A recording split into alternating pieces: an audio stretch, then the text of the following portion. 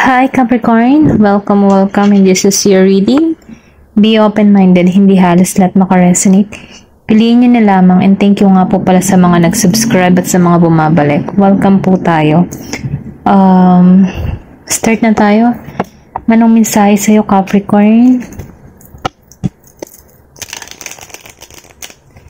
Give me the message for Capricorn.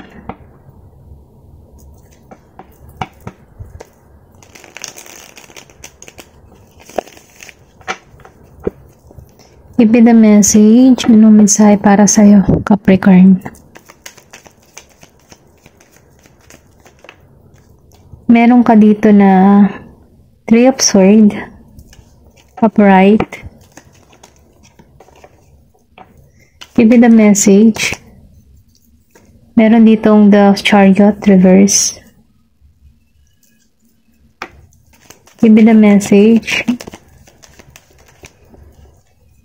Meron dito na the Hermit.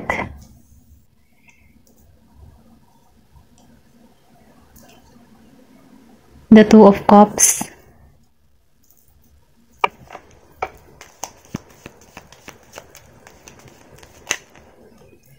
Devil energy.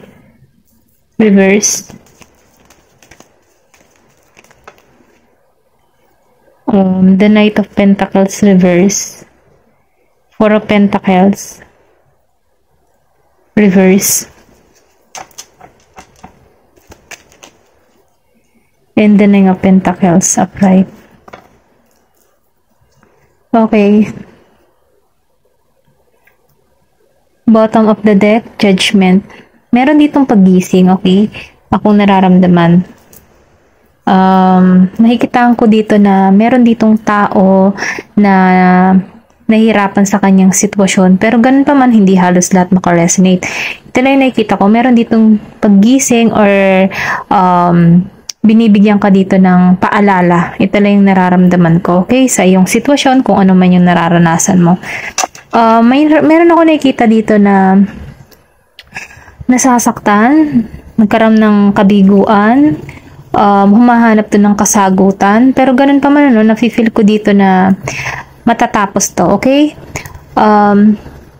Meron ditong nakaka-experience na sobrang nahirapan, may betrayal, may inalisan, or pwede rin sabihin sa trabaho, may umalis sa trabaho dahil nahihirapan na, or pwede rin sa larangan ng pag-ibig, meron ditong betrayal, okay?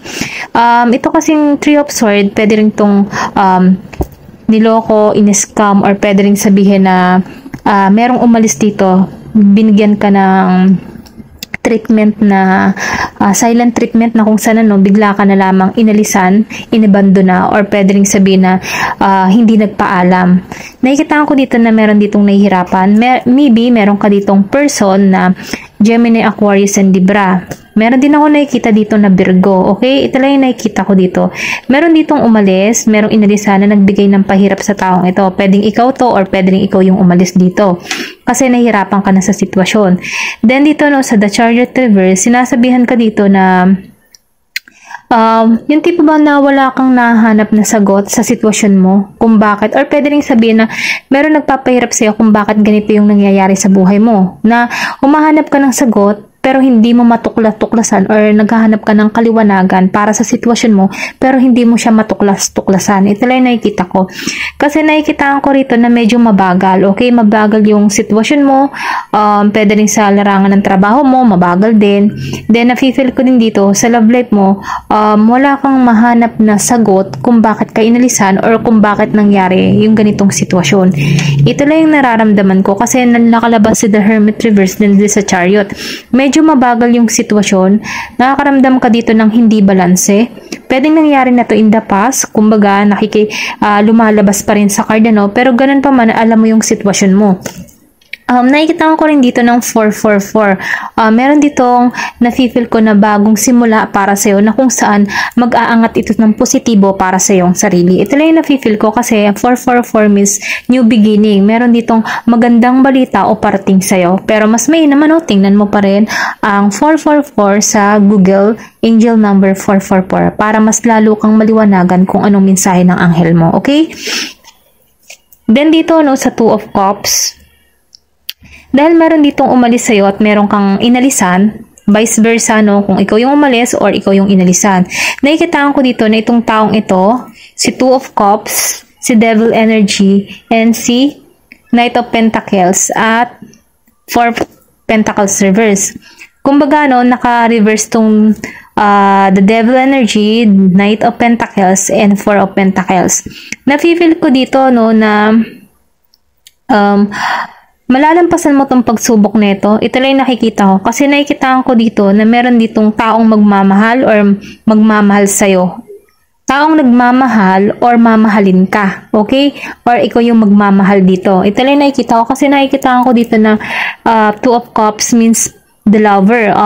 Para din siyang the lover eh. Ito lang yung nakikita ko na kung saan ano, itong tao nito ay yung tipo na seryoso, maginoo, romantiko, at talagang susuyuin ka. Meron passion, affection, attraction sa inyong dalawa. Ito lang yung nakikita ko. Pwedeng itong person, past person mo, magbalik dahil mahal ka pa rin niya.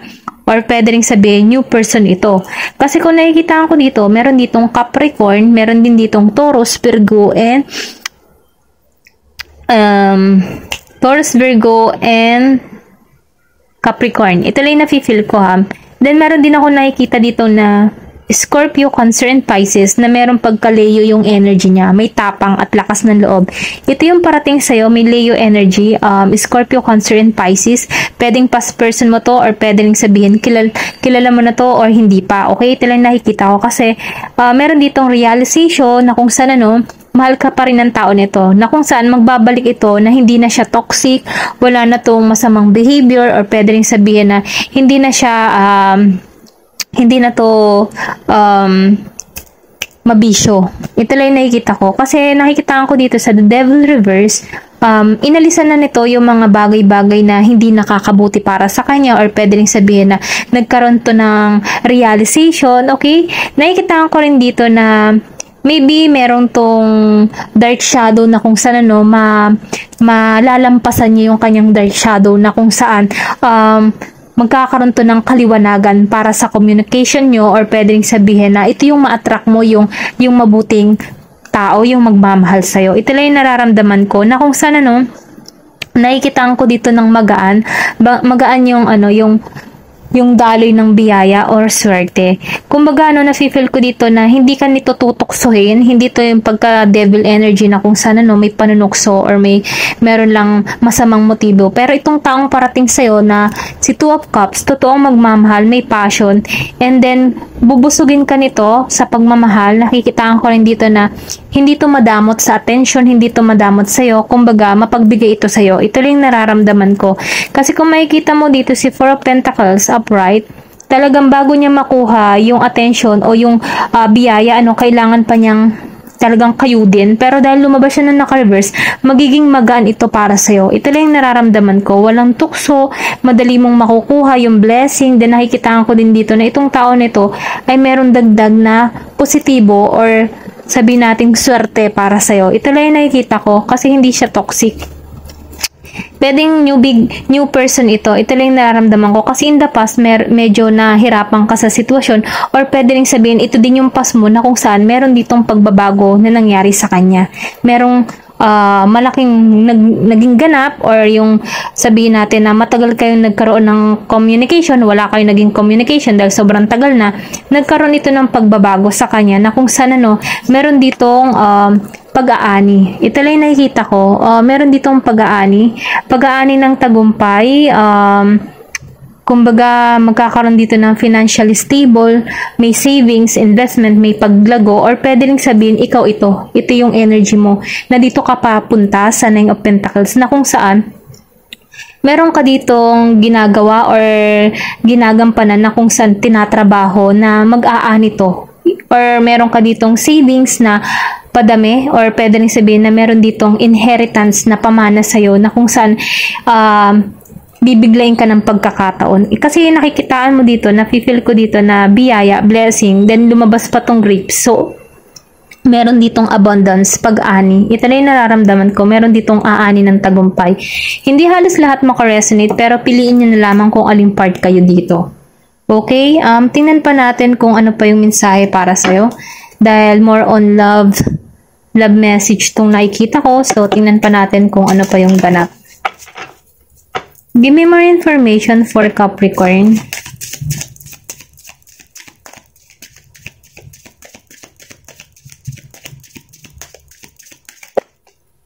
Okay, meron ditong deception. So, ibig sabihin, meron ditong pandaraya o panliloko. Confirmation dito sa Three of Swords. Meron ditong nanlinlang or niloko or merong nagsusuot ng mask. Okay? Na kung sana, no? Hindi siya nagiging totoo sa kanyang nararamdaman. Ito lang yung nararamdaman ko. Then, meron ditong very soon. Meron ditong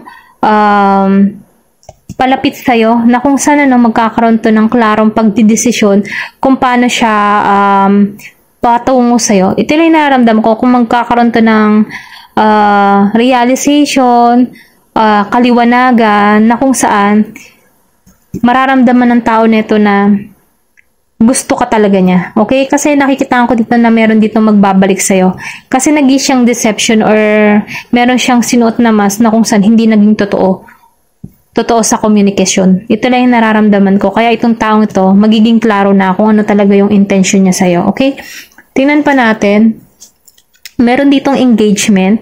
Meron ditong parating sa'yo na kung saan magbibigay sa'yo ng masaya or magandang pakiramdam na kung saan nabibigo ka pero ito yung parating sa'yo. Okay? Engagement.